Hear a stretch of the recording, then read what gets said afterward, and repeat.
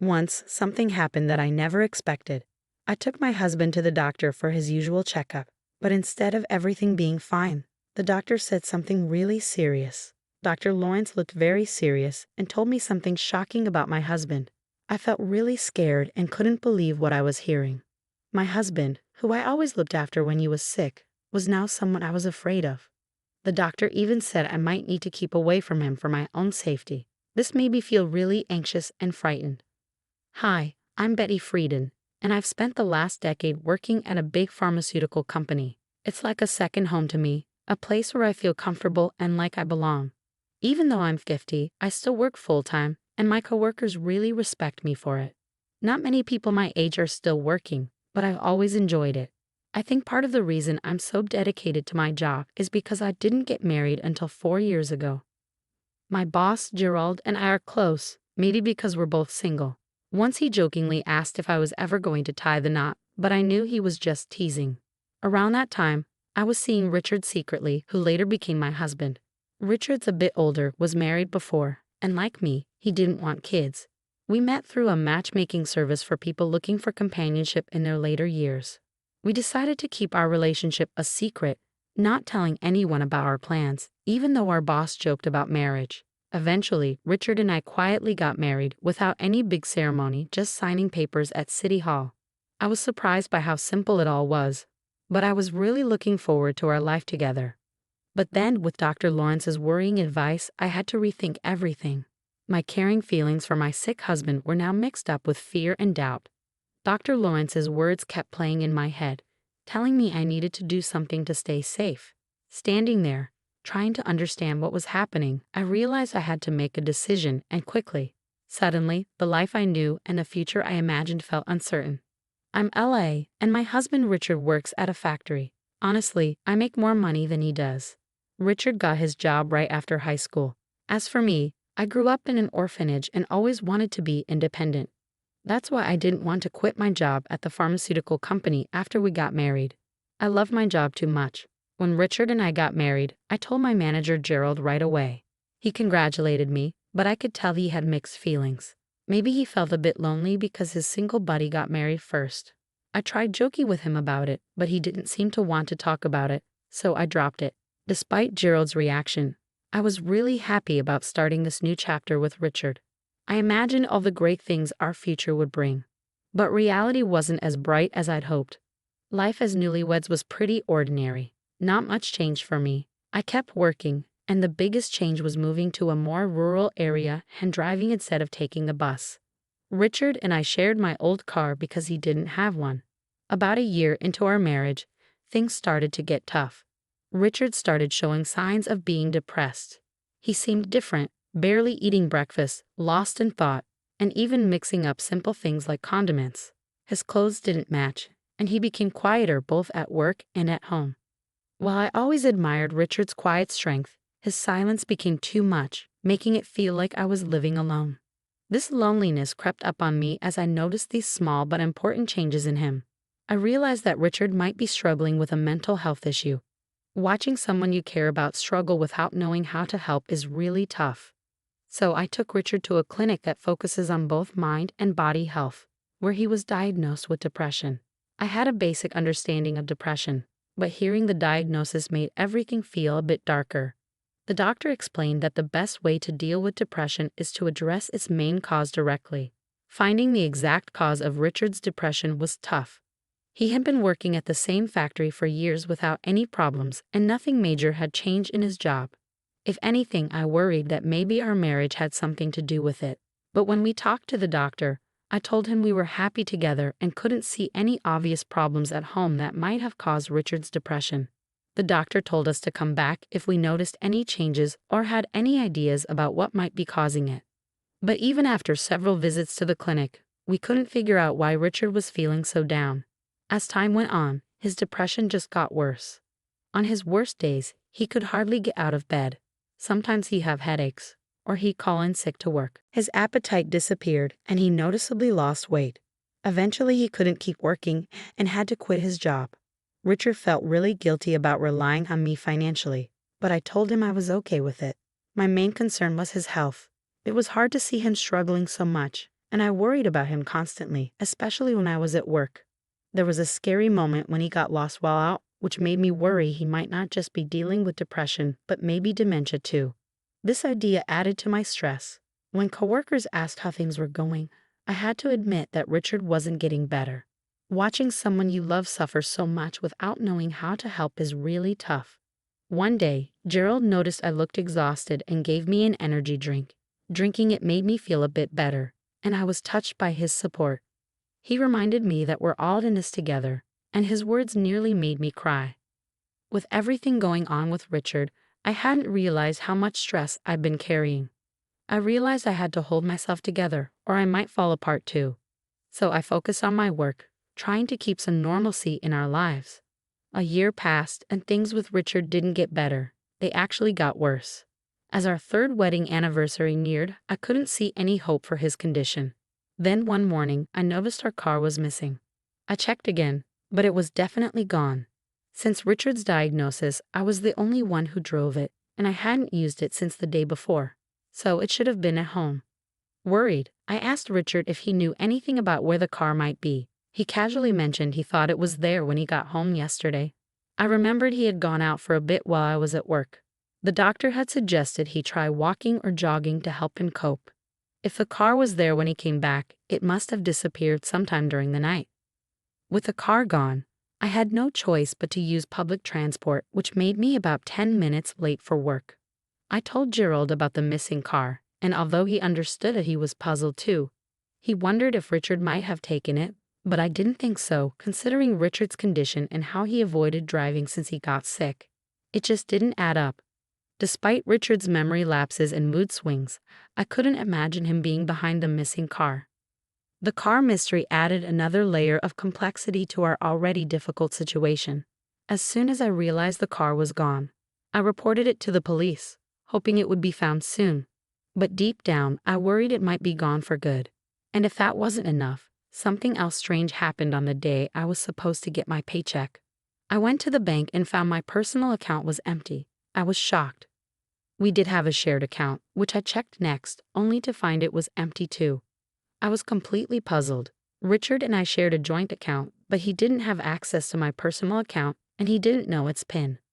Yet, somehow, all our savings were gone. I felt a cold shock wash over me, and when I got home, I confronted Richard. I asked him if he knew anything about the missing money from our joint account. He seemed genuinely confused and denied knowing anything about it. Because of his depression, I hesitated to push him further, worried it might make things worse for him. Richard looked distant, lost in one of his frequent dazes caused by his condition. I couldn't help but wonder if he could have taken the money without realizing it. Planning to discuss this with the police, I felt overwhelmed by the double blow of losing both our car and our savings. The financial strain was tough, especially since I didn't have family to fall back on. With the small community clinic unable to provide enough help for Richard, we decided to switch him to a larger hospital with more resources. They gave us a referral letter, so we took a taxi to our first appointment at the general hospital. The whole experience was new and a bit scary for me, and I felt uneasy throughout the journey. Richard stayed quiet, lost in his thoughts as we arrived at the hospital. Taking a deep breath, I walked in and handed over the referral letter at the reception, expecting a wait. The general hospital was bustling with patients, each waiting for their turn. After about an hour, Richard was called in for his consultation. While he went inside, I took out a book to pass the time. But hardly had Richard entered the doctor's office when a nurse approached me. "Excuse me, are you Mrs. Simmons?" she asked. I confirmed, and she said the doctor wanted to see me. Familiar with discussing Richard's condition, I assumed it was a routine matter and followed her, though with some anxiety. The nurse led me to a different room, where a doctor, about 10 years older than me with graying hair and a gentle manner, greeted me. Before I could even sit down, I asked if this was about Richard's condition. He nodded seriously, and I braced myself for potential bad news. The doctor's next words caught me completely off guard. He advised me to keep my distance from my husband, revealing that Richard had been arrested for fraud a decade ago. My mind was racing with confusion. Why was this coming up now, during a routine medical visit? The doctor explained his suspicions about Richard's depression, suggesting that he might be faking it. He recalled recognizing Richard from a surgery 10 years back, where he had treated a deep cut on Richard's leg. It was a shock. I had thought we were addressing Richard's mental health, only to uncover his hidden past and a potential deception about his current condition. This unexpected revelation left me stunned, trying to reconcile the caring husband I knew with the person the doctor described. When the doctor mentioned recognizing a large scar on Richard's right leg, everything clicked into place. I knew about the scar but never knew how he got it, as Richard had never mentioned it. Finding out that the doctor before me was the one who had treated Richard's injury years ago felt like an unbelievable twist of fate. The doctor's revelation continued, unveiling that Richard had injured himself during a confrontation with his former wife, stemming from his fraudulent actions against her. He had stolen her luxury possessions and money. Shockingly, he had even pretended to have dementia during that period, tricking his wife into lowering her guard before committing the fraud. This repeated behavior of feigning illness to aid his deception was horrifying. Learning about Richard's criminal history and his arrest was overwhelming. I hadn't investigated Richard's past before marrying him. Having been alone for most of my life, I was just grateful to find someone willing to be my partner. The doctor's grave warning that Richard could pose a threat to me sent shivers down my spine. There was a gravity in his tone that made it clear this was a serious issue. The realization hit me like a ton of bricks. I had been deceived. In the days that followed, I struggled to maintain a facade of normalcy around Richard while secretly plotting my next moves. I made the decision to install surveillance cameras throughout our home to monitor Richard's actions when I wasn't present. About a week later, I noticed that a watch and bag were missing. Upon reviewing the footage from the cameras, I saw Richard leaving the house with them and returning later with a stack of cash, looking oddly pleased with himself. His behavior didn't match that of someone suffering from depression. This footage confirmed my worst suspicions. Richard was responsible for stealing my belongings, the car, and our savings. Confronted with undeniable evidence of his deceit, I felt crushed. Richard had lied to me and manipulated me, betraying the trust I had placed in him. It became clear that I needed to take significant action against someone who had pretended to be vulnerable and in need of care, only to exploit my compassion and generosity. The realization that Richard had betrayed my trust was agonizing. I had devoted myself to working and caring for what I believed was an ailing partner.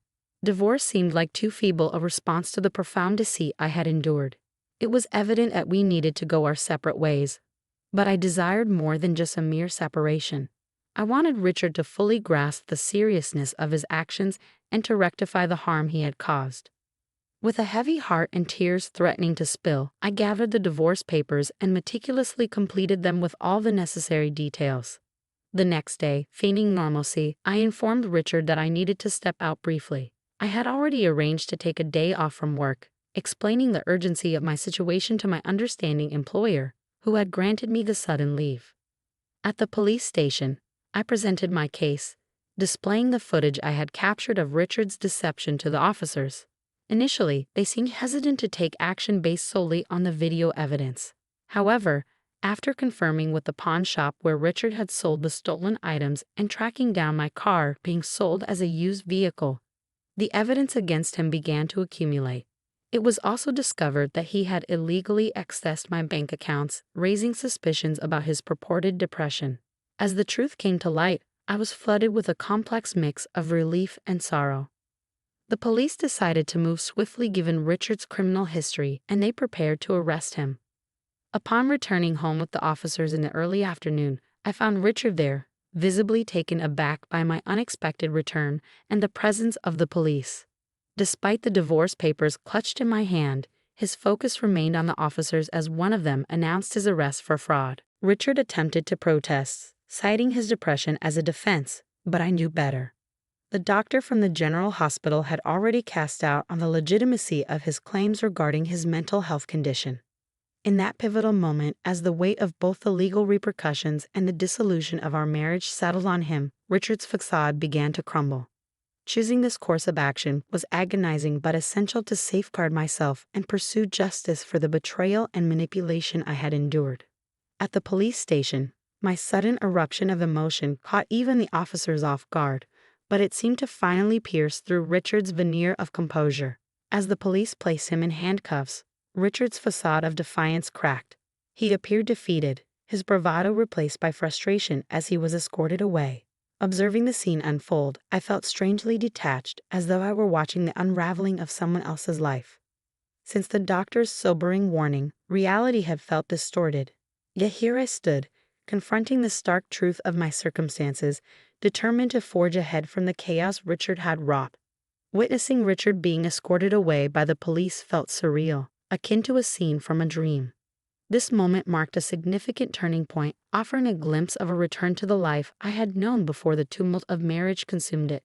While a sense of relief washed over me, knowing I would no longer be ensnared in Richard's manipulative grasp, it was followed by a wave of loneliness.